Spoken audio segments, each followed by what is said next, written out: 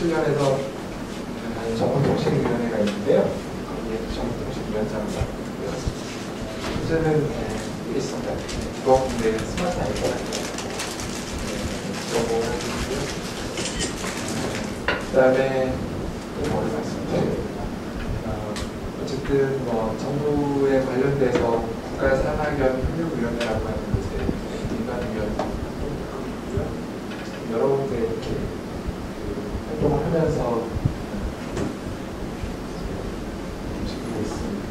오늘 그 4차 산업혁명과 이제 교육에 관련되어 있는 이 주제를 생각을 했는데 사실은 저는 원래 이제 공학하는 사람이다 보니까 원래 이제 기술을 원래 소개를 하는 게 원래 저의 전문이긴 한데 교육을 좀 얘기를 같이 좀 하자고 해서 사실은 이제 제가 아주 깊이 있는 얘기는 좀 못 해드릴 것 같아요. 그럼에도 불구하고 현재 그 이 기술의 트렌드하고 맞춰서 이제 뒤에 이제 얘기하겠습니다만 이제 스마트 도시라고 하는 관점에서 우리가 스마트폰, 스마트 스쿨 이런 것들을 어떻게 연결할 거냐라고 하는 것에 포커스를 두고 말씀을 좀 드릴 거고요. 뒷부분에 가면 이제 우리나라 현재 우리 교육기관, 이제 우리나라 정부가 가지고 있는 현재 산업혁명에 관련되어 있는 것을 어디에 중점을 좀 두고 있다라고 하는 걸 좀 말씀을 좀 드릴 거고, 그 다음에 이제 마지막으로는 제가 이제 직업훈련에 관련되어 있는 부분을 좀 같이 많이 가지고 있어서 직업훈련에 관련되어 있는 부분을 추가적으로 이렇게 말씀드리도록 하겠습니다. 그리고 제가 말씀 드릴 때 혹시 궁금한 사항이 있으면요, 나중에 물론 말씀하셔도 되지만 그때 궁금한 사항이 있으면 말씀하셔도 상관이 없습니다. 시작하겠습니다. 다 아시다시피 이제 2016년도에 이제 다보스 포럼에서 4차 산업혁명에 대한 얘기가 이제 시작이 됐죠. 그래서 이제 우리가 흔히들 이제 알고 있는 증기기관의 이제 발명에 의해서 1차 산업혁명이 시작이 됐고요. 사실은 우리가 이제 1차, 2차, 3차, 그다음에 4차를 얘기를 하지만 사실은 언제가 정확하게 1차고 언제가 정확하게 2차고 언제가 정확하게 3차다라고 하는 건 다 학자들마다 다 다릅니다. 일반적으로 포괄해서 얘기를 할 뿐이고요. 과연 실제로 그러면 우리가 1700년대에 증기기관이 실제로 나왔는데 과연 증기기관이 발명된 시점이 그럼 실제로 산업혁명의 시작이냐? 사실은 전혀 아니잖아요. 실제로는 그것이 기관화돼서 그 다음에 에너지로서 동력원으로서 사용이 되기 때문에 실제로 그것이 퍼지는 것은 한참 뒤에 얘기입니다. 그 다음에 그나마도 또 그 증기기관이라고 하는 것도 그 당시의 선진국, 예를 들자면 영국이나 독일이나 이런 나라를 중심으로 하는 것이지 아시아권의 관점에서 보면 사실은 산업혁명이라는 게 시작도 안 한 거잖아요. 그러니까 사실은 이제 그 나라에 처해 있는 위치에 따라서 상황은 좀 다르기 때문에 조금 이제 해석상에 있어서 많은 차이가 있다라고 보고요. 특히 이제 3차 산업혁명 같은 경우에는 이제 예를 들어서 이제 그 제레미 같은 분은 아직도 우리가 4차 산업혁명 시대가 안 됐다라고 주장을 하고 계세요. 아직도 3차 산업혁명의 부분에 아직도 있다라고 얘기하시는 분도 많이 있기 때문에 실제로 과연 언제가 과연 4차 산업혁명 시대냐라고 하는 것을 정의하기는 좀 쉽지 않겠다라고 생각을 해봅니다. 그럼에도 불구하고 이제 이 4차 산업혁명에 관련되어 있는 것을 크게 이제 보게 되면 물론 이제 제가 보는 관점입니다. 크게 보게 되면 이렇게 이제 물리학이라고 하는 분야로 우리가 흔히들 얘기하는 이제 무인 운송수단, 그다음에 3D 프린팅, 로봇공학, 신소재 이런 것들에 해당되는 기술들이 이제 우리가 4차 산업혁명을 떠받치는 기술이다라고 보고 있고요. 그 다음에 이제 또 하나는 우리가 이제 이런 인공지능이나 사물 인터넷, 이제 블록체인이라든지 이런 것들에 관련돼서 디지털 기술로서 이루어지는 것이 하나가 있고요. 그 다음에 또 하나 일반적으로 특히 우리나라에서 4차 산업혁명에서 가장 간과하고 있는 분야가 저는 이 분야라고 생각을 합니다. 저는 왜 우리나라가 이거를 간과하고 있는지는 잘 모르겠지만 어쨌든지 간에 이 부분이 저는 굉장히 중요하다고 생각을 하고 있는데 어쨌든 이 부분에 해당되는 것이 전 세계적으로 굉장히 많이 회사화되고 있고요. 앞서가고 있습니다. 그래서 우리나라는 많이 뒤져 있는 분야이긴 하고요. 하지만은 우리 4차 산업혁명에서 이 부분이 굉장히 중요한 요소고요. 그래서 제가 나중에 제가 한 번 더 말씀을 좀 드리겠습니다만 다음 주에 우리가 그 현장 견학을 갈 때 일부러 제가 이 분야에 관련되어 있는 회사를 하나를 집어넣었어요. 유전자 분석에 관련해서 대한민국에서 그래도 넘버원이라고 하는 회사를 하나를 아주 힘들게 섭외를 해서 집어넣는데 나중에 가서 한번 기회 되시면 들으시면은 우리나라의 현주소가 유전자에 관련되어 있는 현주소가 어디까지 많이 있구나라는 걸 알 수가 있는데 생각보다는 진도가 많이 나아졌습니다. 나중에 기회 되면 말씀드릴게요. 자, 그런데 이제 문제는 뭐냐면 이런 거죠. 2016년도에 이제 세계문제 포럼에서 이 직업의 미래라고 하는 보고서를 냈는데 거기에 보면 이렇게 얘기를 하고 있습니다. 2016년도에는 2020년까지 일자리 700만 개가 사라지고 그 다음에 200만 개가 일자리가 생긴다. 이렇게 얘기를 해서 어마어마하게 일자리 문제가 생긴다라고 지금 얘기를 하고 있습니다. 재밌는 거는 2018년도의 보고서에는 전혀 다르게 얘기를 하고 있어요. 1억 3,300만 개의 일자리가 생기고 또 거기에 또 이제 뭐냐면 실제로 대체가 되는 거는 즉 사라지는 거는 7,500만 개 정도다 이렇게 얘기를 하고 있습니다. 이 얘기는 결국은 이 얘기의 진위가 맞느냐 틀리냐를 얘기하려는 게 아니고요. 실제로 4차 산업혁명에 관련되어 있는 거를 정확하게 분석하기가 어렵다는 걸 저는 말씀드리려고 합니다. 그래서 학자들마다도 다 다르고요. 나중에 제가 이따가 이제 직업 능력 개발이라고 하는 파트에서도 그 얘기를 잠깐 언급해 드리겠습니다만 어쨌든지 간에 4차 산업혁명에 의해서 발생되는 여러 가지 문제점을 정확하게 예측한다는 건 현실적으로 지금의 시점에서는 어려운 것이 아니냐. 그러면 현재 우리가 가능한 수단 내에서 우리가 좀 들여다볼 수밖에 없는 거 아니냐라고 하는 관점에서 좀 문제 제기를 해보고 싶다 이렇게 생각을 줍니다. 그 다음에 4차 산업혁명과 잠재적 위협이라고 표현을 드리는데요. 이제 우리 슈건 회장은 이렇게 얘기를 하고 있습니다. 거기에 보게 되면 국내 국가 간의 불평등, 또 불균형 심화 가능성, 그 다음에 사회 불안 및 테러 가능성 이런 것들이 앞으로 우리가 4차 산업혁명에 있어서의 잠재적 위협 요소다라고 얘기를 하고 있습니다. 보게 되면은 실제로 보게 되면 4차 산업혁명의 기술이 어떻다라고 하는 얘기는 없어요. 없는데 실제로 4차 산업혁명이 기술이 진화가 되고 국가 간에 있을 때 첨예한 어떤 경쟁이 이루어지고 나면 결국은 어떤 부분에서 많은 부분들이 소위 말하는 지역 간에 있어서의 분쟁이라든지 그 다음에 소득의 격차라든지 이런 부분들 그 다음에 국가 간에 있어서에 해당되는 어떤 전쟁이라든지 그러니까 전쟁은 경제전쟁을 얘기하는 겁니다. 어떤 그 다음에 이제 환경 파괴나 그 다음에 기후 변화 이런 것들에 해당되는 영향들이 굉장히 이제 우리한테 영향을 많이 미치게 될 거고 이런 부분들에 해당되는 변수들을 우리가 따라서 이제 고민을 하지 않으면 안 된다라고 하는 얘기를 하고 있습니다. 자, 그래서 이제 뭐냐면 이 4차 산업혁명에서 생존하기 위한 10대 스킬이라고 표현하고 있습니다. 그래서 이제 보게 되면 2015년도에는 이제 여기 10가지 이렇게 쭉 얘기를 하고 있습니다. 그래서 이제 어떤 문제 해결 능력이라든지, 그 다음에 이제 어떤 협력하는 문제, 그 다음에 또 크리티컬 싱킹이니까 비판적 사고라든지 이런 마지막에 이제 창의성 이런 것까지 쭉 10가지를 이제 우선순위로 매겨서 이제 10번을 하고 있고요. 2020년도에 해당되는 때 필요로 하는 어떤 스킬이 뭐가 있느냐라고 하는데 내용을 보시게 되면 사실은 2015년도에 지금 얘기하는 것과 크게 다르진 않습니다. 그래서 크게 다르진 않고요. 내용적으로 보편적으로 비슷하고요.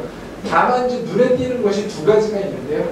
하나는 10위를 차지하고 있던 이 창의성에 관련되어 있는 게 이제 세 번째로 가 있고요.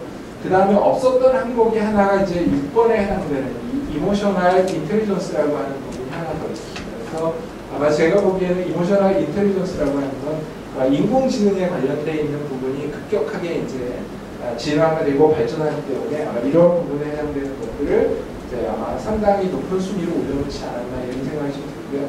그거 이외의 나머지 부분에 해당되는 것들은 사실은 2015년에 바라보는 시각이나 2020년에 바라보는 시각이나 크게 다르지 않다라고 하는 게 사실은 저의 견해입니다. 자, 그러면은 인간이 예를 들어서 여기에 소위 말하는 이제 4차 산업혁명에 생존하기 위한 이러한 소위 말하는 능력을 가져야 되는데요. 이러한 능력을 갖추려고 하면 우리는 이제 소위 말하는 이제 교육이라고 하는 관점에서 이걸 좀 들여다봐야 된다. 이렇게 말씀을 좀 드리고 싶고요.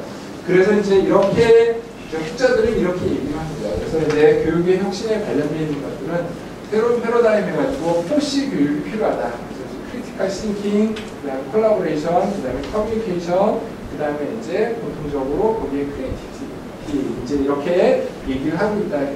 그래서 이제 결국은 이 포시에 해당되는 네 가지에 해당되는 교육을 통해서 앞서서 맨 처음에 나왔던 1번에 해당되는 우리가 소위 말하는 문제 해결 능력에 해당되는 것들을 우리가 길러낼 수 있지 않겠느냐라고 하는 걸 생각을 해볼 수가 있다 이런 겁니다. 물론 이제 그 여기에 해당되는 이 포시라니 그러면 저뿐이야 뭐 그런 뜻은 아닙니다.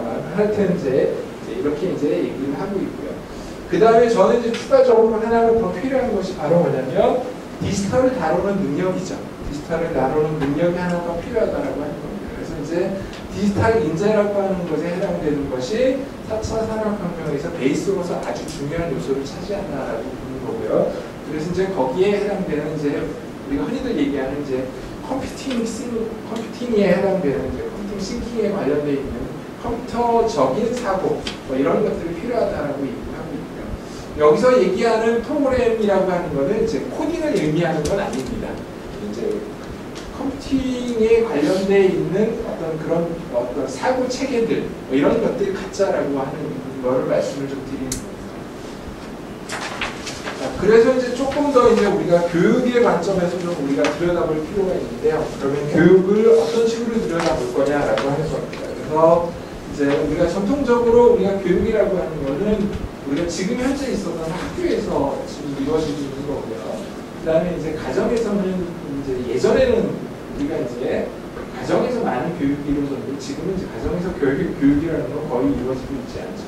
그다음 이제 또 하나의 중요한 요소는 이제 바로 이제 우리가 처해 있는 현재 사회, 이제 도시라고 하는 이런 공동체 이런 그 세 가지가 이제 어우러져야만이 사실은 교육이라고 하는 것의 틀 속에서 우리가 들여다볼 수 있다라고 하는 거고요. 이제 그거를 우리는 조금 더 이제 진화돼서 가정을 조금 스마트 홈, 그다음에 학교를 스마트 스쿨, 도시를 또 스마트 도시라고 하는 관점에서 조금 더 진화를 시켜서 좀 들여다보고 그거를 교육의 관점으로 조금 풀어내는 얘기를 좀 해보도록 하겠습니다. 옛날 얘기를 좀 해보도록 하죠. 잘 아시다시피 우리 예전에 농업사회다라고 하게 되면 우리가 이제 교육이라고 하는 것이 책에 있는 교육이 있었던 건 아니죠. 그래서 이제 우리가 흔히들 얘기하는 것은 뭐냐면 사람에 의해서 직접적으로 이제 어떤 교육이 전달이 된다라는 거고요. 그래서 그것은 이제 주로 부모에 의해서 만들어진다라는 이제 우리가 이제 보시면 되고 여기서는 이제 표현이 실용적 기술입니다만 먹고 살기 위한 생존 기술이라고 이제 보시면 되겠죠. 그 다음에 이제 우리가 산업사회가 들어오면서 이런 그 교육에 해당되는 틀들이 이제 국가가 책임지는 이제 보편적 의무 교육화되는 체제로 이제 가 있고요. 그 다음에 이런 것들은 대량의 생산을 하기 위한 거고, 그 다음에 이제 우리가 흔히들 좀 표현이 뭐합니다만 주입식 교육에 해당되는 것들을 하고 있다라고 이제 볼 수가 있습니다.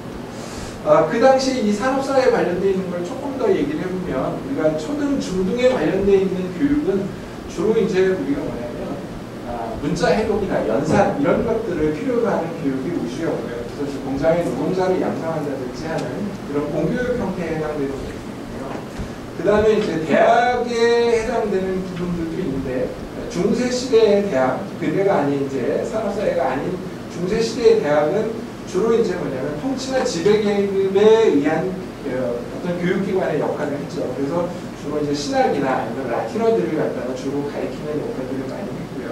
이제 근대에 들어와서 즉 산업사회에 들어오면서 이제 가장 근대적인 현대적인 어떤 대학의 모습을 가졌던 것은 독일이 가장 먼저 시작을 했습니다. 그래서 독일과 그 다음에 독일에 이어서 미국이 이제 주로 관리자라든지 이제 기업을 경영하기 위한 어떤 이제 관리자라든지 그다음에 기술자를 길러내기 위한 엔지니어, 연구자들 이런 식으로 해서 이제 근대 교육에 해당되는 것들이 대학의 역할들을 이렇게 진화를 해왔다라고 이제 말씀드릴 수 있겠고요.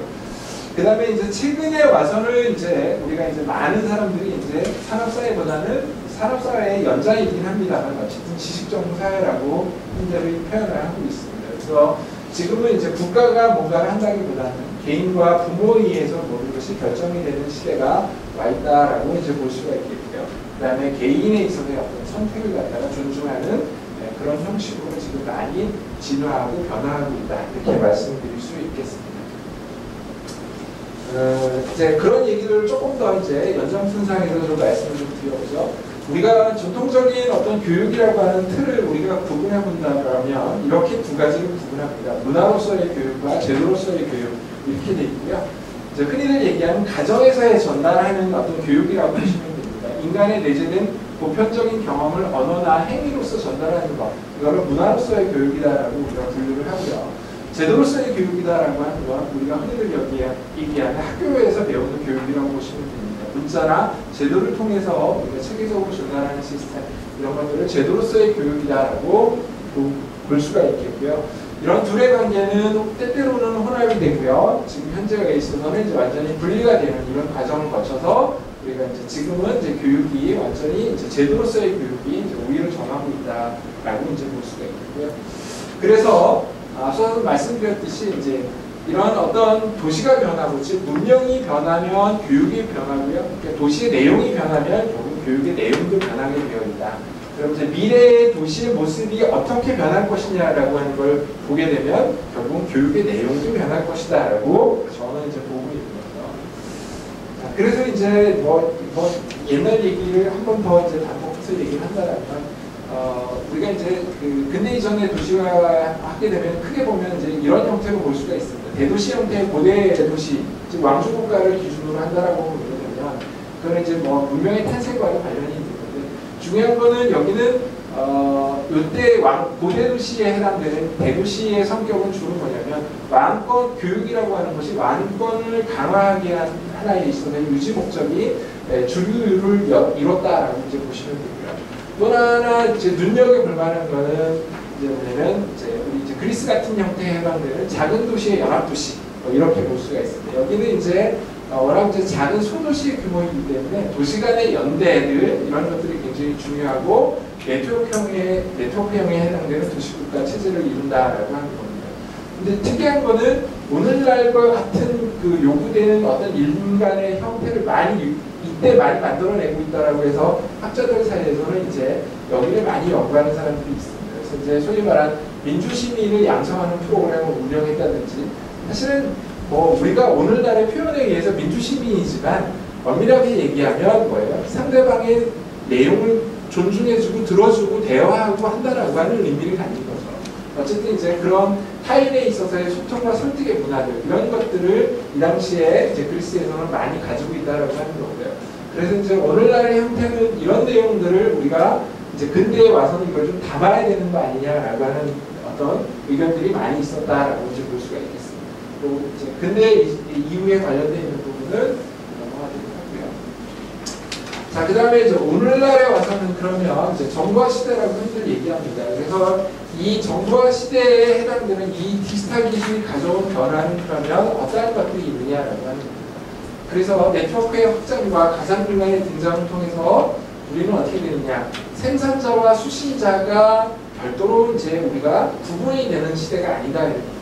그 다음에 이제 디지털 도시의 등장입니다. 이제 나중에 이제 제가 이제 예를 좀 들어드리겠습니다. 어쨌든 물리적 공간으로서의 어떤 도시에서 가상공간으로에 해당되는 도시가 이제 확장이 된다라고 하는 개념입니다. 그래서 이제 공간을 초월하는 개념으로 이제 우리가 디지털 기술이 이제 가져온 어떤 변화다라고 볼 수가 있고요. 그 다음에 이제 대중교육에 있어서도 이제 뭐 어떤 변화를 일으키느냐. 이제는 이제 어떤 주문식의 맞춤형에 해당되는 그 어떤 형태를 우리가 이제 가져오고요. 그래서 이제 어떤 주입식의 또는 어떤 통일되어 있는 교육보다는 이런 개인 맞춤형에 해당되는 가상공간 교육으로 이제 진화를 하고 있다는 겁니다. 그래서 이제 크게 보게 되면 우리가 이제 두 가지를 여기서 이제 기반을 하고 있는데 이제 이런 얘기죠. 교육과정의 탈정식화. 그래서 이제 뭐 아시다시피 무표라고 하는 형태에 해당되는 온라인 강의는 그냥 자기가 약간의 비용만 내기만 하면 그냥 아니면 무료로 그냥 강좌를 들을 수 있는 거죠. 비학기 과정이기 때문에 이제 이런 형태가 있는 거고요. 어쨌든 그 다음에 이런 것들은 또 대부분 다 뭐냐면 텍스트 기반에 해당되는 것들이 없는 거죠. 이미지나 동영상 이런 기반에 의해서 이제 만들어지기 때문에 개인이 자기가 필요로 하는 개인 맞춤형에 해당되는 교육이 교육으로 진화를 합니다라고 볼 수가 있겠습니다. 특히 이제 이 IT, 즉 이 디지털 기술이 이제 확대가 되면서 이제 어떤 부분들이 있느냐라고 하는 거죠. 학교의 형태들이 몇 가지들이 교육 형태들이 나눠지는데 그 중에 이제 학교 내에서에 해당되는 IT 도입 모델. 그래서 이제 대표적인 예로 이제 뭐냐면 우리가 이제 스티브 잡스 스쿨이라고 네덜란드에 대표적으로 물론 미국에도 있습니다만 어쨌든 이렇게 되어 있는 거는 이제 소위 말하는 이제 공교육 내에서 이제 아이패드나 뭐 이런 것들을 디지털 기기를 이용해가지고 이제 교육을 혁신을 이루겠다라고 하는 모델이고요. 그다음 이제 학교 밖에 온라인을 통한 교육 모델 이거는 이제 뭐 학위 과정은 아니겠지만 어쨌든 부크라든지 그다음에 칸 아카데미라든지 이제 이런 것들이 이제 학교 밖에 온라인 교육 모델이다라고 볼 수가 있겠고 그다음에 이제 융합형 모델이라고 이제 표현을 했습니다만 이제 플립 러닝 우리나라의 표현으로는 거꾸로 학습이다 뭐 이렇게 거꾸로 교실 이렇게 표현하는데 이제 아이들이 이제 집에서 이제 동영상 같은 걸 보고 미리 이제 공부를 한 다음에 학교에 와서는 이제 선생님하고 같이 이제 무슨 공동의 작업을 한다든지 하는 이제 어떤 것들을 이제 융합형 모델이다라고 볼 수 있겠고 미네르바 스쿨도 이제 마찬가지로 이제 그런 것들이다라고 볼 수가 있겠습니다. 이게 제가 이제 그림들을 하나를 따놓고 있는데요. 이런 것들이 실제로 지금 이제 잘 운영이 되고 있는 교육 과정들이고 이제 실제로 학교들입니다. 그래서 나중에 여러분들이 여기 인터넷 사이트에 한 번씩 다 들어가 보시면요. 실제로 지금 잘 운영이 되고 있습니다. 네. 그러면 이제 이런 디지털화 되어 있는 것 때문에 이제 우리가 교육이라고 하는 틀이 지금 계속 변하고 있는데요. 그런 이제 교육에 해당되는 것들이 과연 이제 이 디지털이라고 하는 건 입힘으로써 어떤 변화를 가질 수 있냐라고 하는 거예요. 그래서 이제 이 이 기술이 가지고 있는 어떤 특성들, 속성들을 우리가 이제 몇 가지를 보자 이런 거죠. 그래서 이제 첫 번째로 얘기하는 것이 수평성입니다. 그래서 이제 흔히들 얘기하는 소위 말하는 정보화 시대 이전에는 우리가 흔히들 얘기하는 위계 질서, 대량 시스템, 대중교육, 그 다음에 표준화, 회귀화 뭐 이런 것들이죠.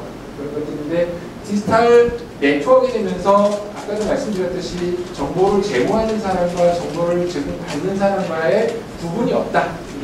서로 인터랙티브하게 움직이기 때문에 그렇다라고 볼 수 있겠고요. 모든 컨텐츠는 기본적으로 데이터가 되고 정보로 수평적으로 유통이 된다라고 우리가 볼 수 있겠다는 겁니다. 그 다음에 네트워크의 확장성입니다.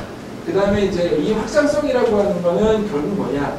우리가 물리적인 어떤 공간에서 벗어나는 게 쉽지 않았는데 사실은 이런 어떤 물리적인 공간을 쉽게 우리가 뛰어넘을 수 있다 이런 거죠. 소위 말하는 시공간을 초월할 수 있다라고 하는 거고 그래서 이제 얘기하는 것이 이제 소위 말하는 가상 공간에 대한 얘기입니다. 그래서 우리가 흔히들 얘기하는 이미지, 동영상, 3D 컨텐츠 이런 것뿐만이 아니고 AR, VR 이런 컨텐츠로 우리가 좀 확대가 되고 있다라고 하는 걸 말씀드릴 수 있겠습니다. 그 다음에 이제 비물질성에 관련되어 있는 겁니다. 우리가 수평성이라고 하는 거는 우리가 기존에 있는 어떤 수직적인 문화를 갖다가 대체하는 효과를 갖고요. 확장성이라고 하는 건 물리적 어떤 시공간에 대한 어떤 한계를 대체하는 효과를 갖습니다. 마찬가지로 이제 정보라고 하는 것이 비트로 우리가 이제 표현이 된다라고 하면 컨텐츠의 형태, 즉 외형적인 형태가 무엇이냐라고 하는 것을 벗어나게 됩니다. 그래서 이제 이 벗어나게 되면은 이 컨텐츠 본질에 대한 어떤 내용들을 중요시하기 때문에 앞서서 얘기했듯이 문제 해결 능력을 갖다가 훨씬 더 중요시하는 시대가 이제 온다라고 하는 거죠. 그래서 이제 그런 부분에 해당되는 특성을 갖는다라고 이제 얘기를 할 수가 있겠습니다. 그래서 이제 현재 입장에서 그러면 국내가 됐던 해외가 됐든지 간에 과연 이제 이런 것들을 효과적으로 좀 활용하는 사례들이 뭐가 있느냐라고 하는 거죠. 그래서 이제 우리가 이제 지역사회 인프라를 활용하는 하나에 있어서 예들을 들어오는 겁니다. 그래서 만약에 이제 여기서 인프라라고 얘기하는 건 지역에 있는 도서관이나 박물관, 공연장, 미술관, 전시관, 스튜디오, 스포츠센터, 공원 뭐 이런 것들을 얘기하는 거고요. 그 다음에 이제 신촌을 중심으로 한 신촌대학교라고 하는 게 이제 강좌가 있습니다. 여기 온라인으로도 모이고 오프라인으로도 모입니다. 그 다음에 이태원대학교도 있고요. 노량진대학교도 있습니다. 있습니다. 현재 운영이 되고 있고요. 그 다음에 요거는 이제 인프라를 활용하는 모델이다라고 보시면, 그 다음에 이제 지역사회에 있는 휴먼 네트워크를 활용하는 모델입니다. 우리가 흔히들 얘기하는 마더센터라고 하는 부분에 있는데요. 물론 이제 독일에서 출발을 했습니다만, 이제 지금 현재는 전 세계 25개국에 한 1,000개국에서 운영이 된다는 보시면 되겠고요. 이런 거와 유사한 형태가 뭐냐면 서울시에서 운영하는 공동 육아 커뮤니티 같은 것들도 있습니다. 그런 것들은 이제 굉장히 이제 좋은 모델이다라고 지금 현재는 평가를 받고 있습니다.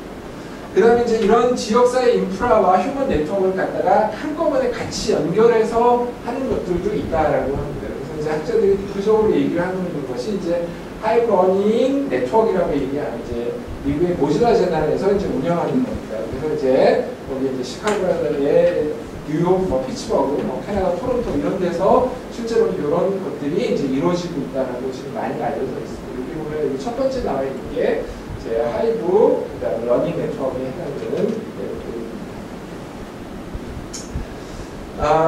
조금 더 이제 그 다른 얘기를 해보도록 하겠습니다. 지금 현재 이렇게 되고 있는데, 그러면은 아까 제가 서두에 말씀드렸듯이 교육이라고 하는 것에 해당되는 것을 도시라고 하는 관점에서 조금 들여다보자는 제가 말씀을 좀 드렸습니다. 그래서 이 도시라고 하는 관점에서 그러면 들여다봐야 되는데, 그러면 우리가 흔히들 얘기하는 미래 도시, 즉 스마트 도시라고 하는 건 어떻게 진화하는 거며 어떻게 진화하는 것이 맞느냐라고 하는 거죠.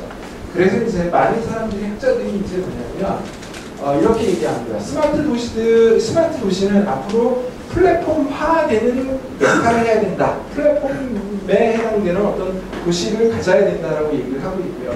그래서 이제 이 플랫폼으로서의 어떤 도시를 갖추려고 하게 되면 네 가지의 구성 요소가 반드시 있어야 된다라고 얘기를 하고 있습니다. 첫 번째가 바로 뭐냐면 아주 이제 풍부한 어떤 ICT 인프라를 갖춰야 된다라고 전제를 하고 있는 거죠. 두 번째는 뭐냐면 이제 공간 정보에 관련된 겁니다. 물론 GPS가 됐던, 뭐 GIS가 됐던 이런 공간 정보에 관련되어 있는 것들을, 물론 당연히 디지털화되어 있는 정보를 얘기하는 겁니다. 그 다음에 이제 이런 데이터들이 모여있는 하나의 데이터 플랫폼이 필요하다라고 하는 것 하나를 얘기하고 있고요. 그 다음에 이제 가장 중요한 건데요. 이런 것들이 도시가 혁신을 하고 교육이 혁신을 하려고 하면 이런 것들을 혁신을 전담을 할 수 있는 거버넌스가 필요하다는 겁니다. 이제 이 부분에 해당되는 것이 가장 핵심적인 부분이라고 할 수 있습니다. 그래서 현재 도시의 모습을 보게 되면 현재의 도시 모습이 바로 이런 거죠. 도시 기반의 어떤 시설의 확대, 그래서 도로 채찍이 된다면 도로를 넓힌다든지, 그 다음에 이제 주로 공급자 중심으로 또는 인프라 중심으로 물리적인 공간 중심으로 지리적 위치, 물리적 어떤 기반에서 중요한 건 이제 스마트 플랫폼이라고 하는 게 현재 없다라고 하는 겁니다. 이제 이런 것들이 이제 우리가 스마트 도시화되면서 이제 어떻게 바뀌느냐라고 하는 거죠. 그래서 이제 스마트 서비스를 제공한다든지, 그 다음에 공급자 중심이 아닌 시민 중심으로, 그 다음에 인프라 중심이 아닌 서비스 중심이라고 하는 그것들, 그 다음에 물리적 공간 중심이 아닌 사이버 공간으로에 해당되는 어떤 중심이 이동이 됐다는 거고요. 그 다음에 또 도시의 어떤 질 좌우 요소에 해당되는 게 이제 스마트 서비스라고 하는 겁니다. 그 다음 가장 중요한 부분이죠. 스마트 플랫폼이 존재한다. 그래서 이제 스마트 플랫폼이라고 하는 것이 물론 서비스, 물론 네트워크 이렇게 구분할 수는 있겠습니다만 어쨌든 이제 이런 스마트 플랫폼이라고 하는 것이 존재를 해서 우리가 하나에 있어서의 스마트 도시의 구성이 된다라고 볼 수가 있습니다. 지금 이제 그렇게 되어 있는 거를 이제 그림으로 나타내 준 겁니다. 그림으로 기존에 있는 것이 우리가 이제 어떤 관이 있다라고 보게 되면 또 어떤 교육이나 뭐 이런 공원 어떤 각각에 있는 것이 일방향으로 이제 되어 있다라고 보면 이런 부분들이 여기 보면 여기 화살표가 여기가 있는 겁니다. 그래서 이런 것들이 하나의 네트워킹으로 묶이면서 서로 인터랙티브하게 움직인다는 것이죠. 이게 이제 도시에 있어서의 거버넌스에 해당되는 어떤 틀이다라고 보시면 됩니다.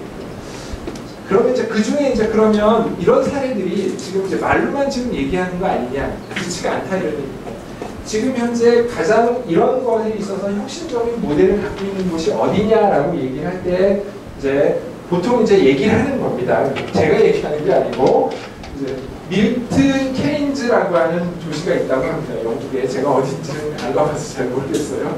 근데 어쨌든 간에 여기에 이제 밀튼 케인즈 시에서는 이제 뭐라 하냐면 도시에 있는 모든 이걸 다 디지털화합니다. IoT 서비스를 하든 뭘 하든지 간에 모든 데이터를 다 이제 모읍니다. 그래서 이 도시 데이터를 수집을 해서 소위 말하는 이제 이 MK라고 하는 걸 밀튼 케인즈의 약자입니다. MK의 스마트 데이터 허브라고 하는 걸 구축을 하게 됩니다. 상당 부분 많이 구축이 되어 있는 걸로 지금 평가를 하고 있고요. 어쨌든지 간에 이렇게 이제 소위 흔히들 얘기하는 도시 생태계를 단일 플랫폼으로 통합했다라고 지금 알려지고 있습니다. 이제 이렇게 알려져 있는 것이 이제 하나의 플랫폼으로 만들어서 허브를 만들었다라고 합니다. 더 중요한 건 이제 만드는 게 중요한 게 아니고 이거를 어떻게 이용할 거냐, 활용할 거냐라고 하는 거죠. 이제 그런 부분들을 어떻게 하고 있느냐라고 하는 겁니다. 그래서 도시 데이터 학교라고 하는 어반 데이터 스쿨이라고 하는 걸 운영을 합니다. 여기서는 어떻게 하고 있냐면 그렇게 많은 정보들이 모여있기 때문에 현재 도시가 안고 있는 여러 가지 다양한 현안들 이런 것들에 해당되는 것들을 우리가 서로 분석하고 토론하고 대화하고 해서 문제점을 찾아가는 소위 말하는 이제 이런 어떤 데이터 리터러시에 대한 어떤 교육들을 하고 있다는 겁니다. 그래서 이제 그런 것들에 해당되는 것이고요. 그래서 이제 이런 것들이 이제 여기 보게 되면 시티즌 드라이브 이노베이션 이렇게 표현하고 있습니다. 그러니까 시민이 주도하는 혁신이라는 거죠. 관이 주도하고 시장이 주도하는 것이 아니고 이제 이런 거버넌스 체계들이 이미 만들어져 있기 때문에 이제 이게 소위 말하는 이제 시티즌 드라이브 이제 이노베이션이다라고 하는 것들을 이제 한다라고 보고 있고 현재는 이제 스마트 도시 교육에 있어서의 가장 대표적인 사례다라고 현재는 이제 각광을 하고 있습니다. 그다음에 이제 그러면 이런 것들이 그러면 영국에만 있느냐? 그럼 다른 도시에는 없느냐? 아니죠. 다른 도시에도 있어요. 형태는 좀 다릅니다. 그래서 미국에는 이제 일반적으로 이제 메이커시티라고 이제 이름하는 이제 이런 부분도 있고요. 영국의 이제 글래스고 같은 경우에는 이제 퓨처시티 이니셔티브라고 해가지고 이런 비슷한 형태에 해당되는 것들의 작업들을 계속적으로 하고 있습니다. 이게 이제 대표적인 예라고 지금 이제 들고 있는 거고요. 그래서 이제 이런 것들을 우리 이제 키스티에 있는 이온태 박사 같은 경우에는 이제 이런 교육 플랫폼이 어떤 식으로 만들어져야 되느냐라고 하는 걸 얘기를 한 겁니다. 그래서 이제 스마트 도시라고 하는 것이 중심이 돼서 그 다음에 가정과 학교, 그 다음에 지역 공동체, 기업 간의 각각의 역할들을 어떻게 이제 네트워킹하고 우리가 이제 이런 거버넌스를 만들어낼 거냐라고 하는 것들을 하나의 그림으로 이제 나타낸 거고요. 각각에 해당되는 기능들이나 이런 것들은 제가 뭐 구체적으로 설명을 드리지는 않겠습니다. 그래서 이제 그렇다라면 앞서서 얘기했듯이 그러면 이런 스마트 도시의 인프라를 활용을 어떻게 효과적으로 할 거냐라고 하는 거죠. 그래서 이제 보통은 일반적으로 이제 세 가지로 구분합니다.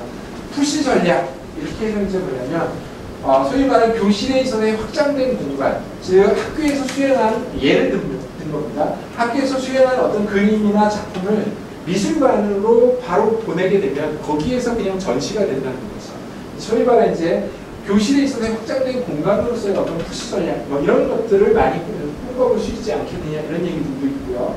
그 다음에 풀 전략 거꾸로 이제 뭐를 해주냐면 공연장에서 공연을 한다든지 전시관에서 어떤 전시물이 있다든지 이런 것들을 거꾸로 뭘 하냐면 학교 안으로 끌어들이는 거죠. 이제 오늘날 있는 홀로그램이나 아니면 이런 디지털 영상 어떤 이런 기술들을 이용해서 거꾸로 이제 이쪽으로 끌어들이는 겁니다. 그래서 이게 이제 풀 전략이다라고 볼 수가 있는 거고요.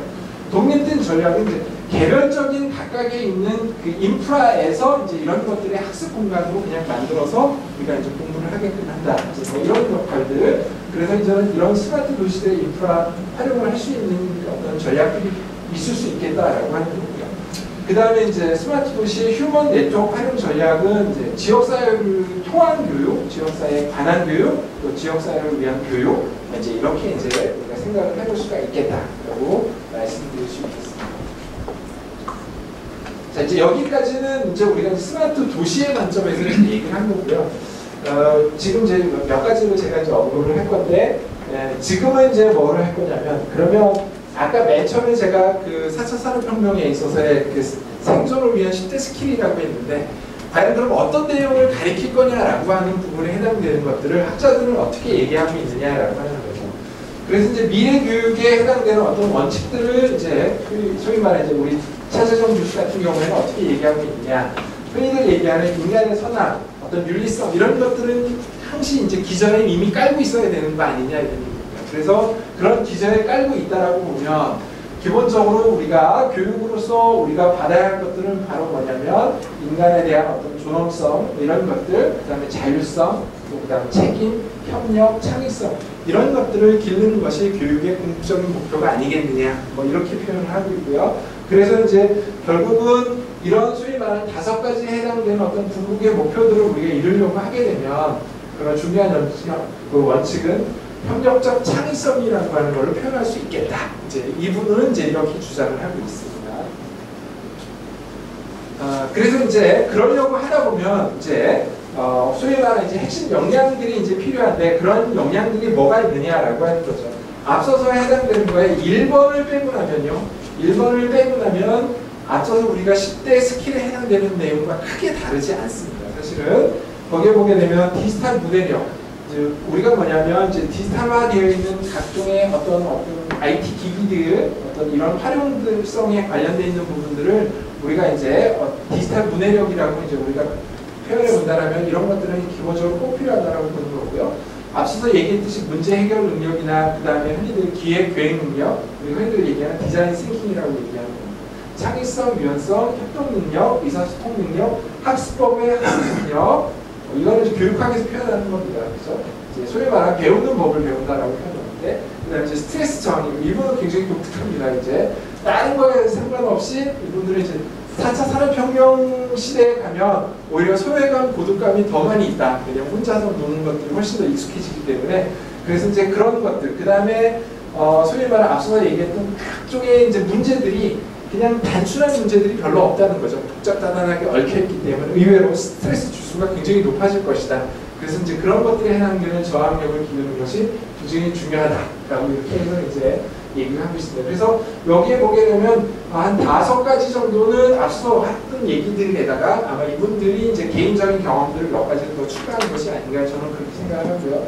그 다음에 이제 아까 제가 말씀드렸듯이 아까 그 소위 말하는 이제 이 디지털에 관련되어 있는 즉 소프트웨어 능력에 관련되어 있는 부분은 아마 이 부분은 디지털 인재에 관련되어 있는 부분을 해석할 수 있지 않을까 이렇게 생각을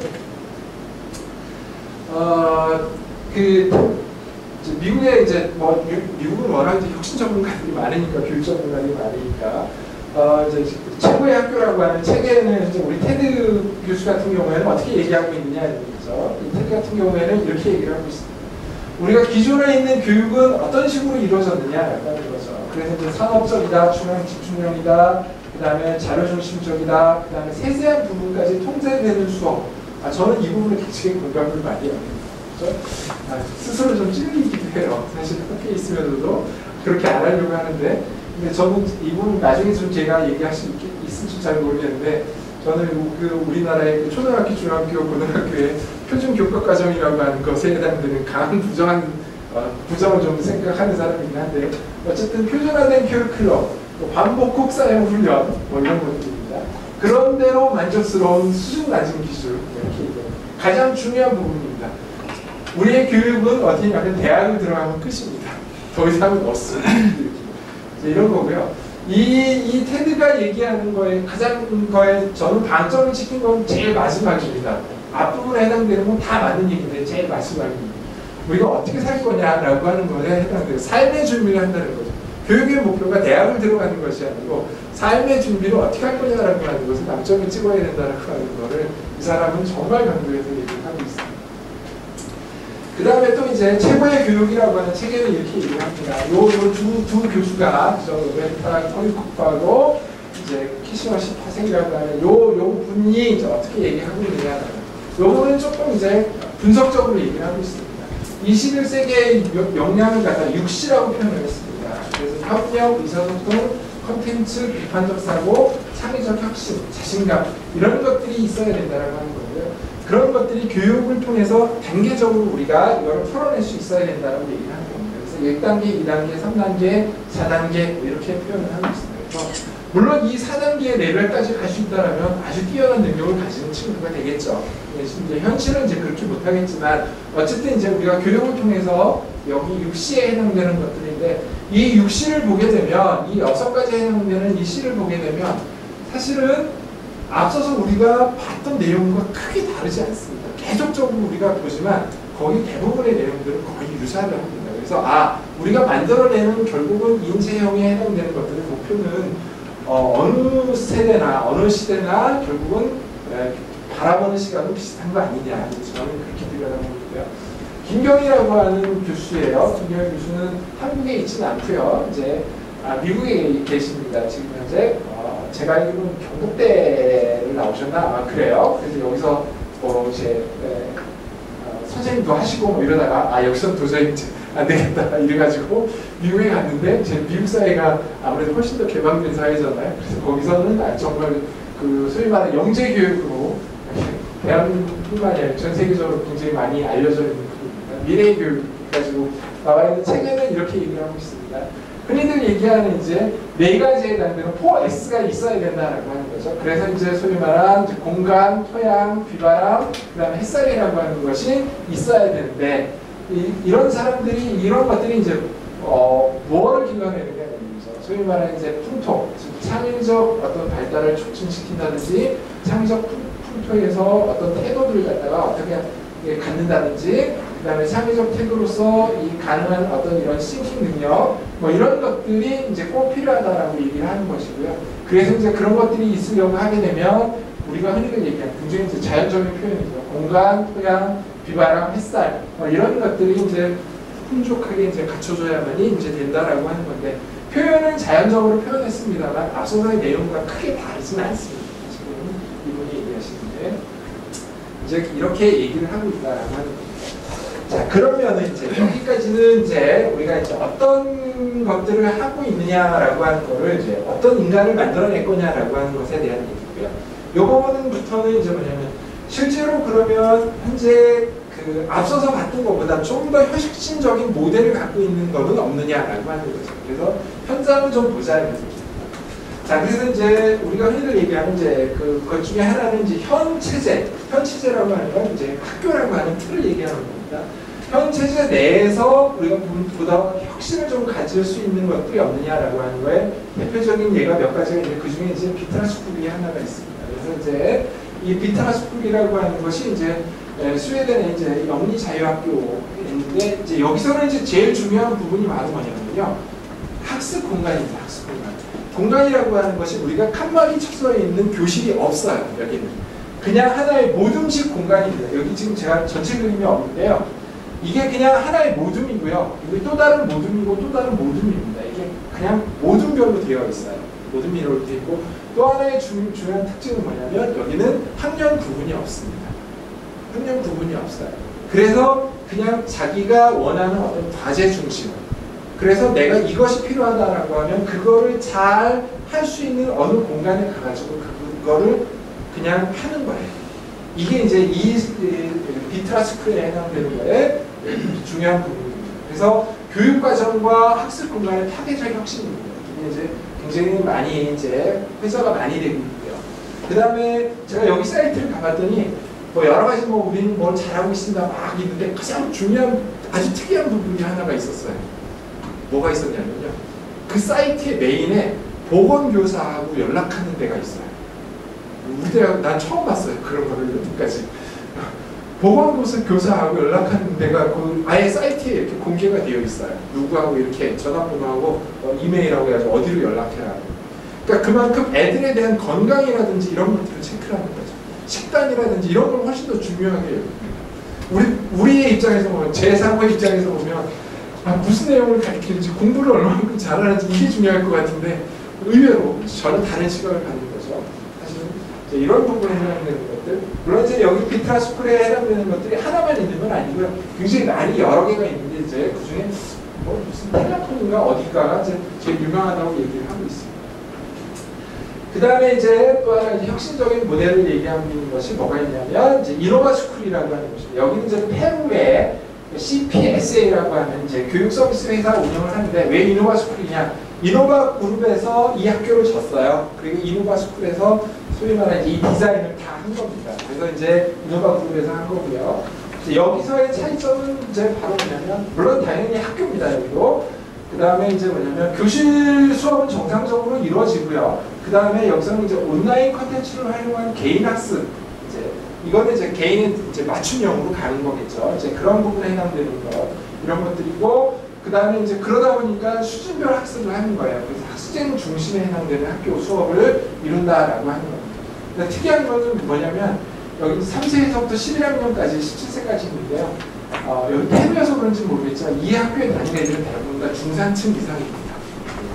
가난한 아이들이 아니고요. 오히려 좀 여유가 있는 애들이 이제 일반적으로 여기 다니고 있습니다. 그래서 이런 플랫폼 기반에 해당되는 것들, 여기에 해당되는 것들이 약간의 플랫폼 기반이라고 보면 되는데요. 그런 것들이 이제 추가적으로 보게 되면 알트스쿨, 칸랩스쿨, 미나르바스쿨, 그 다음에 스팀답스쿨 이런 것들이 같은 계열이라는 것이죠. 그 중에 알트스쿨은 하나가 예외가 있습니다. 알트스쿨은 실패한 교육의 모델입니다. 이유는 딱 하나입니다. 교육 철학이 없어요. 그냥 첨단 기술만 가르치고 코딩만 가르치고요. 교육 철학이 없어요. 어떤 인물을 만들 것이냐는 교육 철학이 없으면 현재는 실패했다고 현재는 평가를 하고 있습니다. 알트스쿨 같은 경우는 자, 좀 전에 말씀드린 건 주로 뭐냐면 학교 내에 있어서의 기존의 틀을 안 벗어나고 그 안에서 어떻게 혁신을 할 거냐라고 하는 거고요. 이번에는 뭐냐면 소위 말해 학교의 재구조합니다. 그러니까 학교라고 하는 틀이 아닌 학교 밖과에 있어서의 인터랙션을 갖다가 우리가 갖는 겁니다. 그래서 소위 말하는 이제 핵심 사회센터 및 중점 학습 조직이라는 표현을 쓰고 있는데요. 핀란드에 보면 사우나 학티, 그 다음에 리타 하리우라고 하는 학교가 있습니다. 여기에 보게 되면 이게 이제 요런 학교 같은 경우는 어떻게 되느냐라고 합니다. 원래 학교에다가 뭐를 하고 있냐면 공공도서관, 청소년센터, 방과후활동 이런 것들을 다 묶어가지고 하나의 교육이라고 하는 틀로 그냥 틀거리를 만들었다 이런 얘기입니다.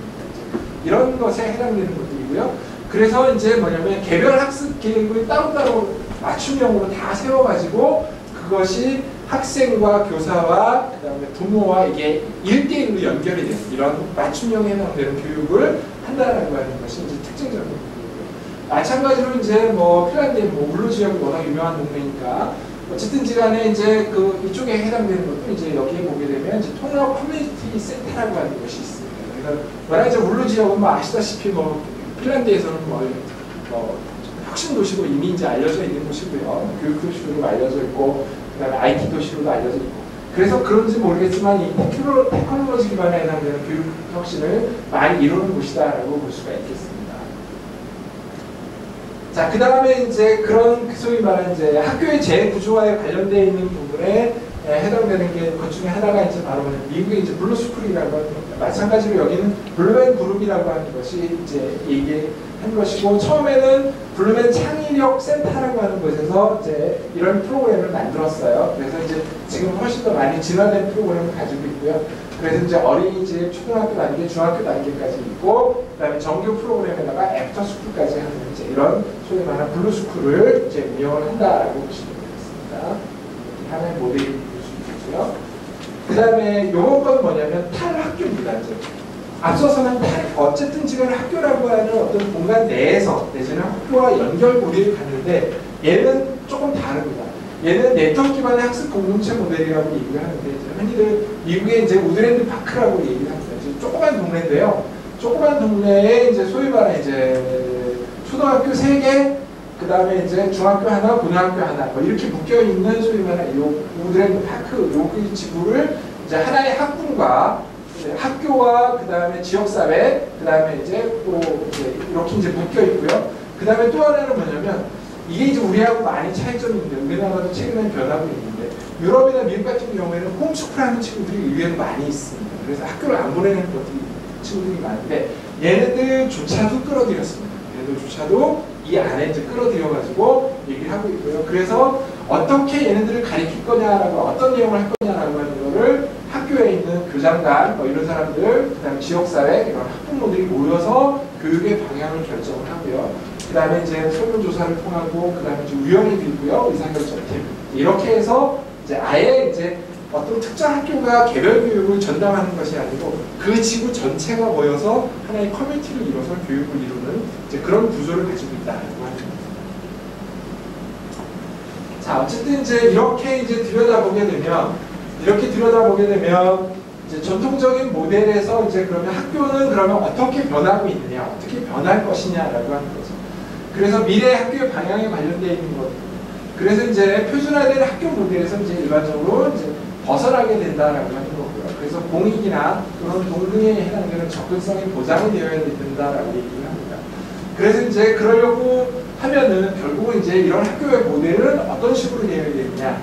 그러면 테크놀로지 기반에 해당되는 플랫폼이 도입이 되어야 되고, 블렌디드 러닝, 그다음에 형식과 또는 비형식에 해당되는 어떤 학습의 연계, 뭐 이런 것들이 필요하다라고 하는 거예요. 이제 그렇게 되면 결국은 뭐냐면 개인에게 맞춤화된 교육 과정을 제공할 수가 있게 된다라고 얘기합니다. 그다음에 또 하나는 앞서서 계속 말씀드렸습니다만 교사, 학생, 학부모, 지역사회, 특히 이제 지역사회가 들어간다는 걸 의미가 있는 거죠. 그래서 이제 다양한 재주체들이 이제 참여하는 방식, 이런 것들이 이제 형태가 된다라고 하는 거죠. 시 공간에 머무르지 않고 온 오프라인 또 가상 공간 이런 것들에 해당되는 것들이 결합이 되기 때문에 새로운 차원의 학습을 경험하게 된다. 그리고 이제 그것은 하나의 단일 모델이 되는 것이 아니고요. 단일 모델이 되는 것이 아닌 다양한 형태로 진화할 거다라고 하는 거예요. 스마트 학교, 또 글로벌 지역사회가 연결되어 있는 학교, 또 어떤 학교는 또 생태지향적인 것들을 지향하는 학교, 또 펀 학교, 그래서 이제 늘 가서 이제 즐겁게 하는 학교, 뭔가 이렇게 이제 안전을 추구하는 학교, 다양한 형태로 이제 각각의 상황마다 모델이 달리해서 이제 진화할 것이다라고 하는 걸 일반적으로 이제 얘기를 하고 있습니다. 앞서서도 얘기했듯이 그러면 이제 뭐냐면 이제 정리하게 되면 도시는 그러면 어떤 식으로 이제 변할 것이냐라고 하는 겁니다. 그래서 이제 우리 4차 산업혁명이 가속화되면은 결국 도시는 지속적으로 스마트화되고 자동화되고 결국 이제 스마트 도시로 이제 진화할 거다라고 하는 거고요. 그러면은 이 스마트 도시는 단순한 기능적인 진화가 아닌 사회적 공적 가치를 실현하는 하나의 플랫폼 역할을 할 것이다라고 하는 겁니다. 그래서 이제 이런 플랫폼 역할을 하게 되면 결국 이제 우리 스마트 도시는 하나의 데이터 허브를 갖다가 구축을 해야 되고 또 디지털 기반의 개방된 어떤 인프라를 구축을 하게 된다는 겁니다. 앞서서 얘기했듯이 그러다 보면 자연스럽게 이 인프라를 교육에 활용하는 푸시 전략이라든지 앞서 얘기했던 풀 전략이나 독립 전략 이런 것들이 이제 지속적으로 만들어질 거다라고 하는 거고요. 그 다음에 이제 앞서 이제 정리하게 되면 개인화된 맞춤형 학습 공간에 기반이 되는 콘텐츠 및 학습 정보 저장 기관으로서의 사회 구조원의 다양한 학습 활동을 지원하는 어떤 플랫폼 역할을 도시가 하게 될 것이다라고 이제 보입니다.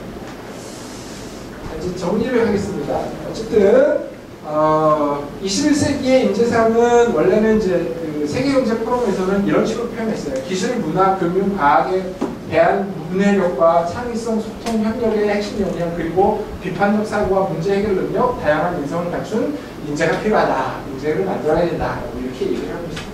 좋다는 말은 다 붙였어요. 네. 현실적으로 가능한지는 잘 모르겠습니다. 어쨌든 네, 그렇습니다. 이제 그래서 이제 앞서도 얘기했듯이 우리 차재성 교수 같은 경우에는 어쨌든 이제 그러려고 하게 되면 협력, 창의 이런 것들이 굉장히 중요한 부분이다. 그래서 협력성, 창의성이라는 것을 핵심 키워드로 본다라고 하는 거고요. 아까도 말씀드렸듯이 그래서 이제 그 얘기를 조금 더 이제 빗대서 얘기를 해보면 윤리성이라든지 존엄성, 자율성, 책임성, 협력성, 창의성 뭐 이제 이런 것들이 이제 필요하다라고 하는 거고 그렇게 하기 위해서 우리가 이제 아까 얘기했던 8가지 해당되는 어떤 것들이 이제 추가적으로 핵심 역량이 가져야 되는 거 아니냐 이제 이렇게 얘기를 하고 있습니다. 이 부분은 이제 그 분이 이제 그 제시한 어떤 그렇다면은 우리가 이제 실제로 정책은 이런 식의 해당되는 내용의 정책을 좀 담아야 되는 거 아니냐라고 하는 걸 얘기를 하고 있는데요. 아직 이 부분에 해당되는 거는 뭐 구체적으로 제가 풀지는 못했습니다. 일단 이제 미래 교육에 관련되어 있는 방향이나 흐름들 이런 것들은 전반적으로 제가 이제 한번 간략하게 좀 말씀을 좀 드렸습니다. 그래서 아마 좀 디테일한 부분이 없었기 때문에 뭐 정확하게 여러분들께서 이해하시기는 좀 어렵겠지만 어쨌든지 간에 이제 글로벌하게는 어떻게 지금 현재 진화하고 있고 변화하고 있다라고 하는 트렌드를 여러분이 좀 이해하실 수 있지 않았을까 이런 생각이 듭니다. 이제 또 하나 이제 제가 이제 말씀드리려고 하는 게 이제 제가 대학에 있으니까 대학에서는 이제 제일 중요하게 여기는 게 물론 이제 좋은 학생을 받아서 잘 취업을 시키는 것도 중요하지만 어쨌든 연구 능력을 굉장히 극대화시켜야 되거든요.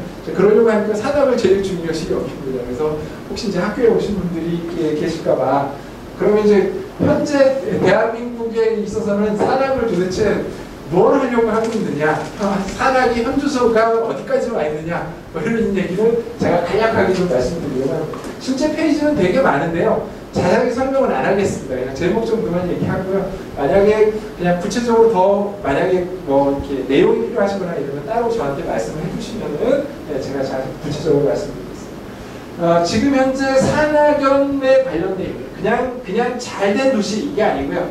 산학연 협력을 가장 잘하는 도시가 어디냐라고 얘기를 하게 되면 우리가 이제 대학이 어디냐라고 하면 이제 이런 5군데를 얘기를 합니다. 이제 미국에 해당되는 이제 울린공대 뭐 이런 부분을 하나 얘기하고 있고, 핀란드에 이제 알토 대학 뭐 이런 부분을 하나 얘기하고 있고, 그 다음에 이제 미국에 이제 여기가 샌디에고에 있는 건가요? 이제 여기, 그 다음에 이제 핀란드에 이제 물루, 옛날에 노키아가 있는데 여기 얘기하는 거죠. 이제 그 다음에 이제 리서치 트라이앵글 파크 뭐 이제 이런 것들이 전 세계적으로 보면 가장 산학연 협력이 가장 잘 되는 이제 도시 및 대학이라고 우리가 평가를 받고 있습니다. 이제 그렇게 이제 되어 있는데요. 이제 거기에 관련되어 있는 걸 간략하게 제가 이제 정리를 해놨습니다. 그래서 울린공대에서 어떻게 되고 있는지, 물론 우리나라에서도 이런 거 다 하고 있습니다. 근데 어쨌든 시간에 이제 남보기에는 여기가 가장 잘 돼 있다 이런 얘기입니다. 프로젝트 기반 교육이요, 자기주도 학습, 캡스톤 프로그램, 그래서 문제 해결 능력이 뛰어난 인재 육성을 하고 있다 이렇게 얘기했는데, 우리나라에서 대학 다 하고 있습니다. 다 하고 있는데 마지막에 문제 해결 능력이 뛰어난 인재인지는 잘 모르겠습니다. 어쨌든 간에 하고는 다 있어요. 그 다음에 이제 핀란드의 알토 대학 같은 경우에는 이제 디자인 팩토리를 시작을 해서 그 다음에 디자인, 공학, 산업, 정보기술 분야 이제 이렇게 해서 이제 산학연을 이제 굉장히 잘 내고 있는 대학이다라고 지금 알려져 있고요. 그 다음에 이제 여기 이제 UCSE라고 하면 요거는 샌디에고 대학이 이제 만든 거고요. 그 다음에 이제 여기는 뭐 이제 특히 이제 정보통신하고 이제 생명과학에 관련되어 있는 부분이 굉장히 많이 발전되어 있는, 진화되어 있는 부분이다라고 보시면 되겠습니다. 뭐 물론은 뭐 여러분들이 워낙 많이 들어보셔가지고 노키아 도시라고 생각을 하시면 돼요. 물론 이제 노키아는 이미 이제 망했지만 어쨌든 노키아가 망함으로써 이제 뭐가 됐죠? 세계적인 어떤 스타트업, 글로벌 스타트업의 이제 메카로 다시 이제 지금 이제 거듭나고 있죠. 그래서 이제 여기에 이제 해당되는 울루 테크노폴리스 이런 것들이 이제 산학연이 가장 잘 되는 곳이다라고 봅니다. 그 다음에 이제 또 하나는 이제 리서치 트라이앵글 파크라고 이제 흔히 얘기하는 그 이제 노스캐롤리나에 보면 이제 노스캐롤리나 대학하고 이제 몇 개 대학들이 있습니다. 이 대학들이 이제 그 산학 연구를 많이 하고 있는데 이제 여기가 이제 많이 이제 각광을 받고 있는 거죠. 그래서 이제 이렇게 돼 있다라고 하는 거를 이제 간략하게 좀 말씀드립니다. 이거는 작년도 12월인가요? 이제 우리 이제 교육부가 이제 주관 부서고요. 실제로는 산학연 협력위원회는 총리실 사람입니다. 총리가 위원장이고, 그다음에 카이스트에 있는 유정문 교수가 이제 공동위원장 두 분으로 돼 있고요. 어쨌든 시간에 이제 교육부가 이제 주도를 하고는 있습니다만, 어쨌든 이제 산학연을 어떻게 효과적으로 잘 풀어낼 것이냐라고 하는 것에 해당되는 것들을 얘기를 하고 있고요. 그래서 이제 크게 이제 4가지 전략으로 하면서 이제 각각에 해당되는 핵심 과제들을 이제 우리가 도출해낸 겁니다. 그래서 제가 간략하게 이제 제목만 좀 공부를 해주십니다. 신산업 특화 분야의 교육 및 인재 양성 지원. 신산업이라는 게 결국은 4차 산업혁명에 맞는 어떤 산업의 구조를 우리가 좀 더 지원을 해가지고 우리가 교육을 시키고 인재를 길러야 되지 않겠느냐라고 하는 얘기입니다. 지금 그렇게 말씀드릴 수 있고요. 그 다음번에는 이거는 직업교육훈련이라고 표현해 줬는데, 보통은 일반적으로는 이제 우리가 소위 말하는 전문계고나 그다음에 특성화고나 아니면 이제 전문대학을 일반적으로 지칭을 하는 겁니다. 저는 조금 다른 생각을 하는데, 어쨌든 이제 이런 직업교육훈련을 좀 특화시켜서 더 많이 좀 취업과 연계를 시켜야 되는 거 아니냐, 이런 얘기들을 하고 있는 거고요. 그 다음에 이제 산업 수요를 고려한 교육과정 운영. 이제 이 얘기는 이제 우리가 흔히들 얘기하는 교육부 내에서 사업 중에 보면 그 링크 사업이라고 표현하는 게 있습니다. 그 링크 사업에 해당되는 게 이제 소위 말하는 산업협력 실화형에서 이제 우리가 이제 가족 회사들을 개발을 해가지고 거기다 산학도 하고 그다음 그 회사하고 이제 공동의 프로젝트도 하고 그다음에 취업도 시키고 하는 이런 사업을 이제 흔히들 얘기하는 이제 링크 사업이라고 얘기를 해주는데, 이제 그 얘기를 지금 여기서 이제 담고 있는 겁니다. 그 다음에 이제 외부 기술 도입 및 활용을 통한 기술 고도화라고 표현해 주고 있는데, 대학이나 특히 출연연구소 같은 경우에는 보유기술이 굉장히 많죠. 그래서 이제 이런 것들에 어떻게 하냐면 이런 것들을 공공이나 민간의 연구에다가 우리가 이제 뭐냐면 같이 플러스를 시키겠다라고 하는 겁니다. 지원을 해서 이렇게 하는데 잘 모르겠어요. 지금 이제. 그 다음에 이제 또 하나는 대학 출연연에 해당되는 기술 이전 사업화 지원. 대학은 핵심 특허 같은 것들을 많이 가지고 있죠. IP들을. 그래서 이제 출연연구소 같은 경우도 이제 이걸 가지고 있는데 사실은 활용을 못하는 경우가 대부분입니다. 그래서 이제 이런 것들을 기업에다가 뭔가를 갖다가 넘길 수 있게끔 정부가 좀 나서서 이제 좀 하겠다라고 하는 걸 얘기를 하는 겁니다. 그 다음에 이제 수요 공급 간 기술 교류 활성화. 아까 한 얘기하고 비슷한 맥락이긴 합니다만 어쨌든 기업이 이제 하나 있어서 어떤 수요가 있고 그걸 공급할 수 있는 데가 이제 대학이나 출연연구소라고 하게 되면 서로 간에 있어서의 어떤 기술 교류를 통해서 내지는 기술 중개를 위해서 중개를 통해서 이제 우리가 활성화를 시키겠다라고 하는 거죠. 산학 협력을 활성화시키겠다. 이제 이 부분에 해당되는 게 첫 번째 전략이고요. 이제 두 번째 해당되는 건 뭐냐면 소위 말하는 창업에 관련된 스타트업에 관련된 여기에 보게 되면 우리가 이제 스타트업에 관련된 있는 건 초중고 우리가 이제 얘기하는 이제 초중고를 얘기하고 있고 대학 그 다음에 대학원 그 다음에 제도전 뭐 이런 것들은 다 이제 아실만한 내용이고 특이한 게 하나가 군복무죠. 군복무. 이제 제가 이제 여담을 하나 말씀드리면 지난달이니까요. 제가 사실은 학교가 저 파주에 있거든요. 그때 이제 우리 제2기갑 여단장께서 이제 학교를 방문을 하셨어요. 잠깐 뵙고 싶다고 그래서 뭔데요? 그랬더니 이제 이제 이게 군대도 뭔가 이제 그 IT 내지는 이제 4차 산업의 전진기지 역할을 해야 되는데 뭔가를 해야 됩니다. 그래서 그러세요? 그래서 열심히 설명을 하는데 이분이 뭐를 하고 있냐면 원래 여단장이니까 원래 좀 원스타잖아요.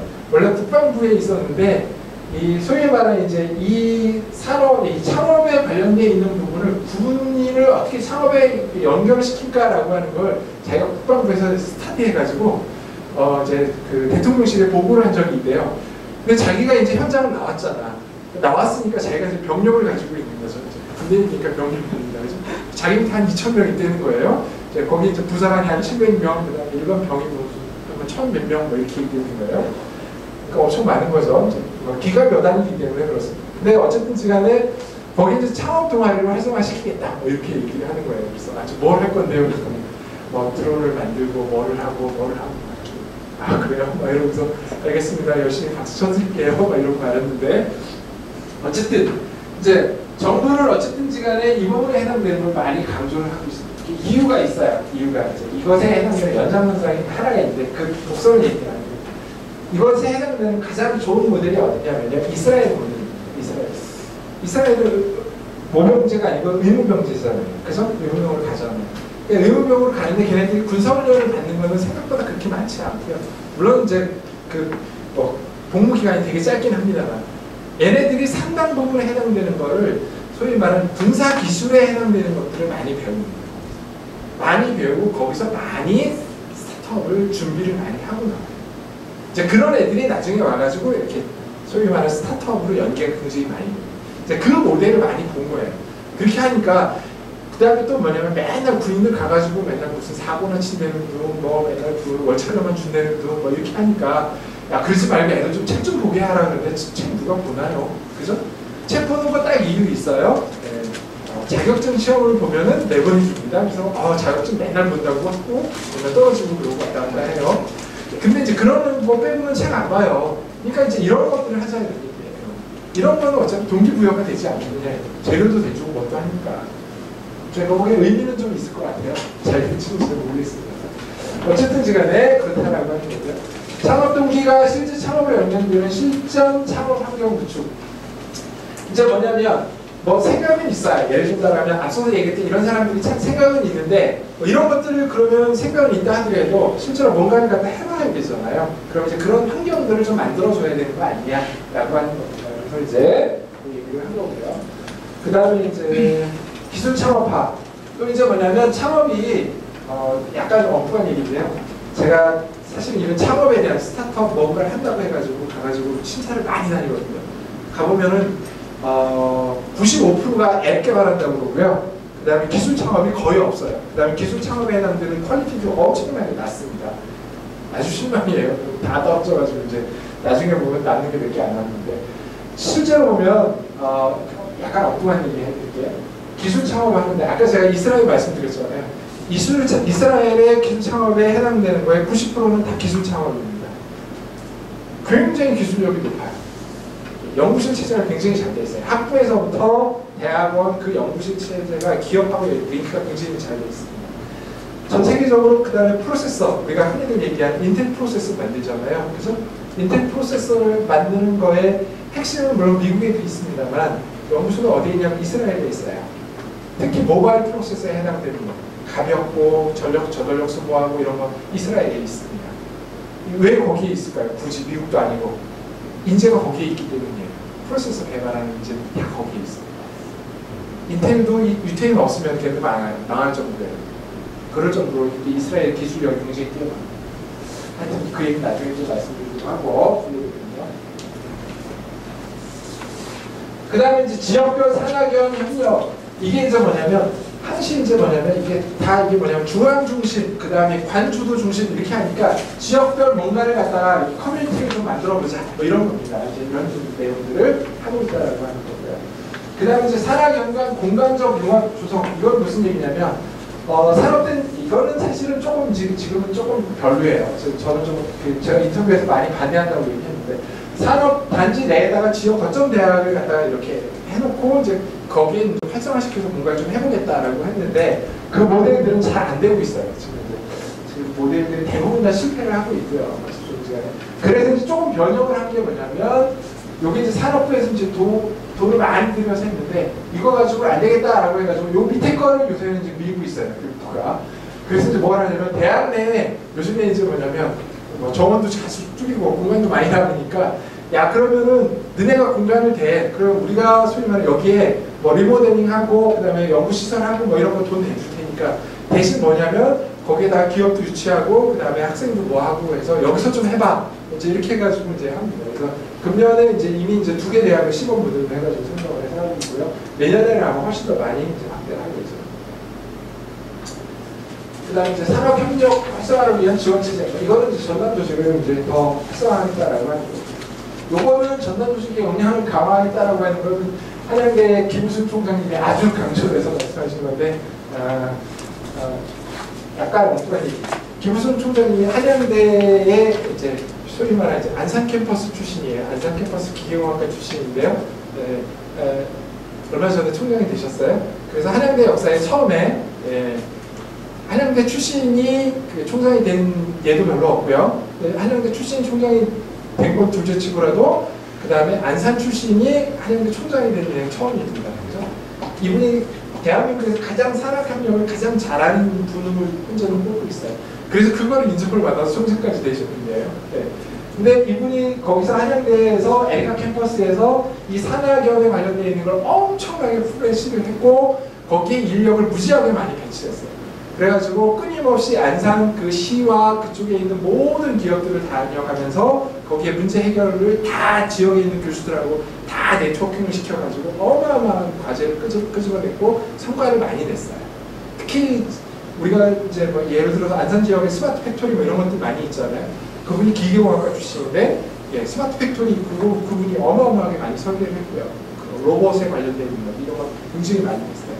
그래서 나중에 기회 되시면 한번 눈여겨 한번 보세요. 좀 얘기가 좀 들었습니다. 직업능력 개발과 직업훈련에 대한 얘기를 좀 짧게 하겠습니다. 앞으로는 다 이제 서론이고요. 그런 건 안 보셔도 되고요. 어쨌든 중요한 건 뭐냐면 그렇게 이제 수월성을 가지고 있는 인력을 길러내는 것도 굉장히 중요한데 모든 인력이 다 수월성을 가지고 다 똑똑한 인력만 있느냐 그렇지는 않다는 거죠. 실제로 그러면 소위 말하는 중간자 또는 사회적 약점을 가지고 있는 애들 이런 친구들은 우리가 어떻게 재구조화해서 재교육을 시켜서 우리가 내보낼 거냐 사회를 내보낼 거냐라고 하는 거죠. 그래서 이제 그렇게 하려고 하다 보니까 직업훈련이라고 하는 것이 필요하다 뭐 이런 얘기입니다. 나머지 부분에 해당되는 건 그냥 한번 쭉 읽어보시면 됩니다. 보시면은 되고요. 이 부분은 그냥 제가 꼭 짚고 넘어가야 될 게 있고요. 미국 같은 경우에 4차 산업혁명에 관련되어 있는 대응 전략에 해당되는 게 뭐냐면 민간의 혁신 역량을 극대화하기 위한 기반을 마련하는데 얘네들은 인센티브를 많이 씁니다.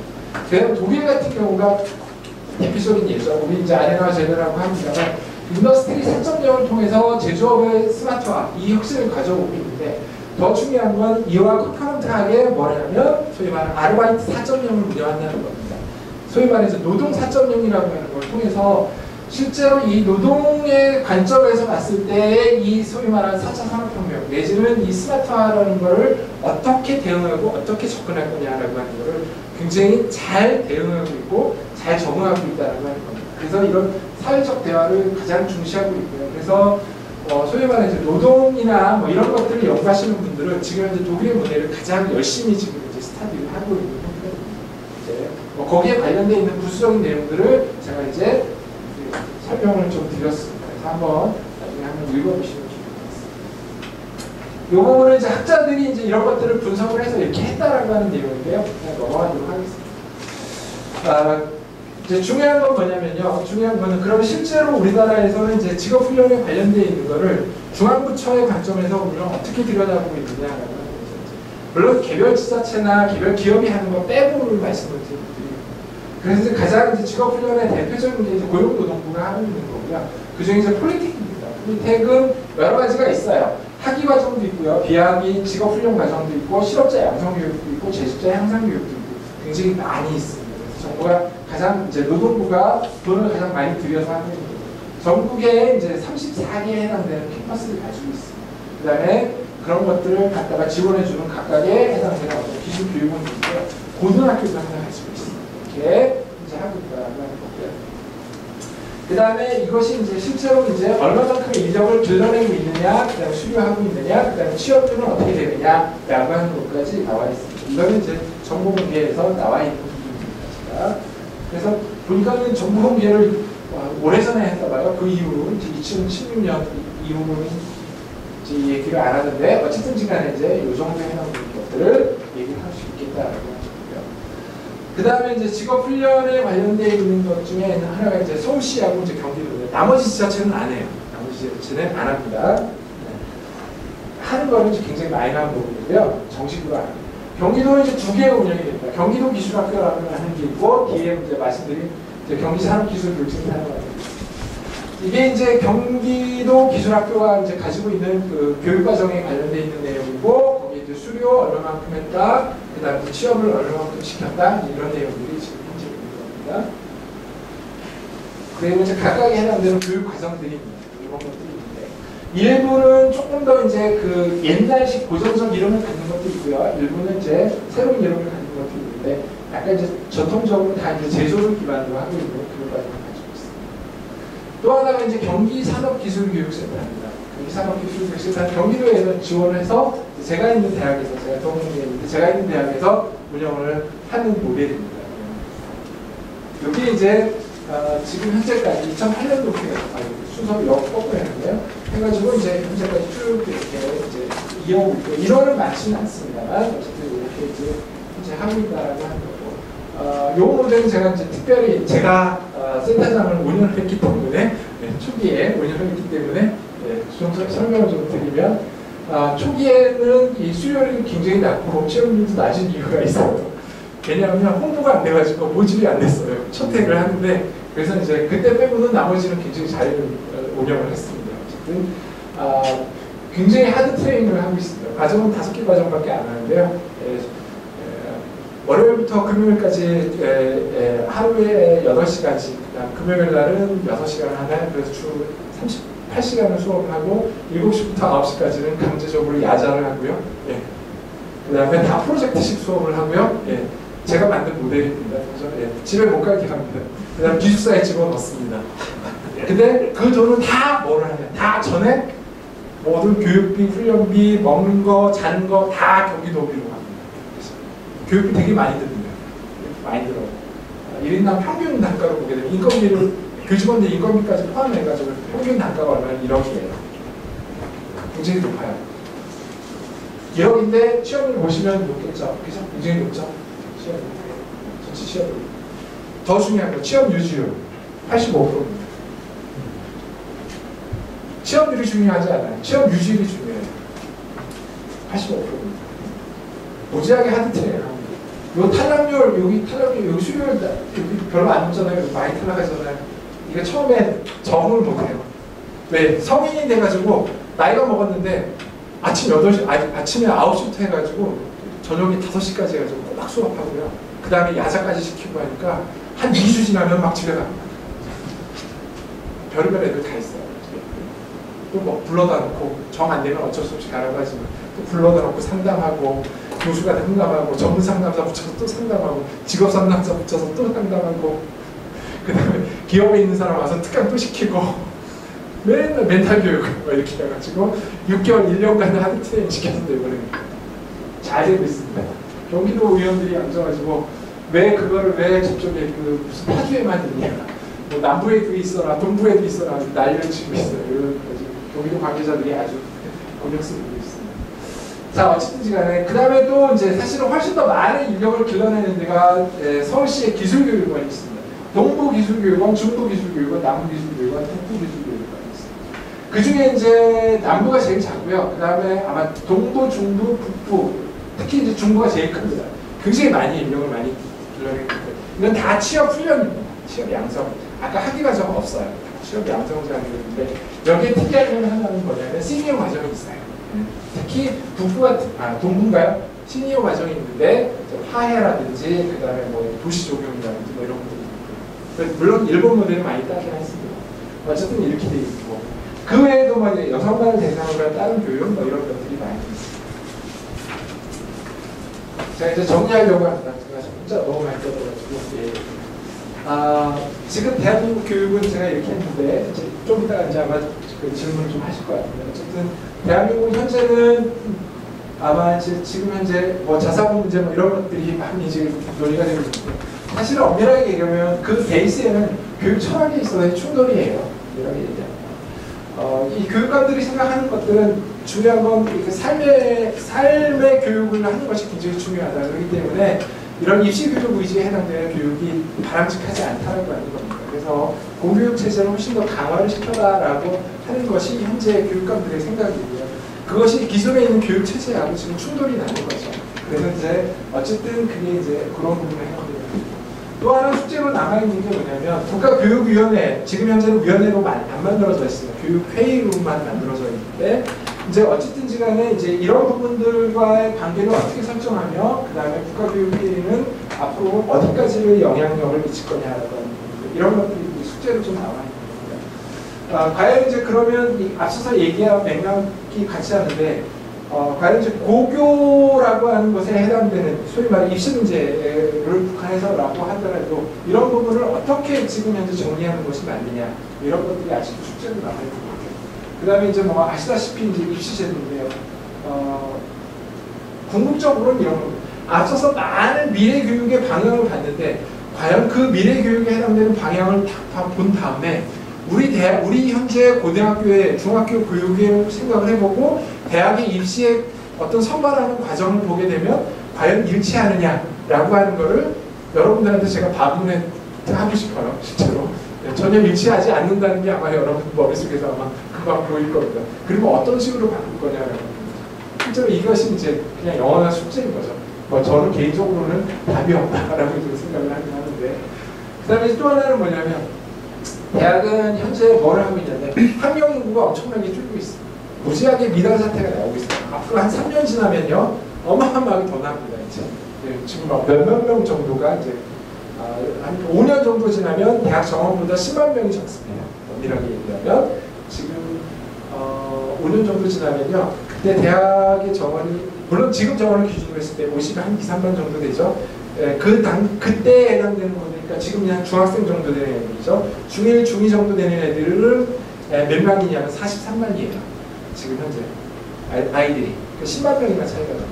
대학은 어떻게 할 거냐 이거죠. 근데 앞서서 4차 산업혁명 온다며요. 더 중요한 얘기, 요 밑에 얘기입니다. 요 밑에. 이 얘기를 사실은 저는 더 강조를 하고 싶어요. 오늘날엔요 굳이 대학 안 나와도 할 수 있는 직업의 세계가 너무 많아졌어요. 너무 많아졌어요.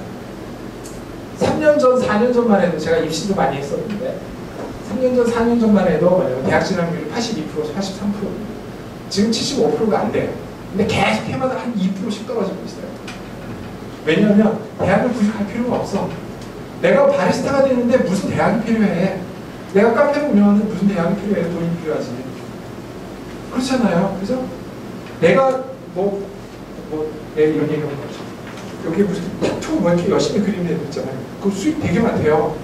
타투 그리는데 앉아가지고 이거 수입 되게 많은데 이거 직업 갔는데 무슨 대학이 필요해요? 아무 필요가 없어요. 이게.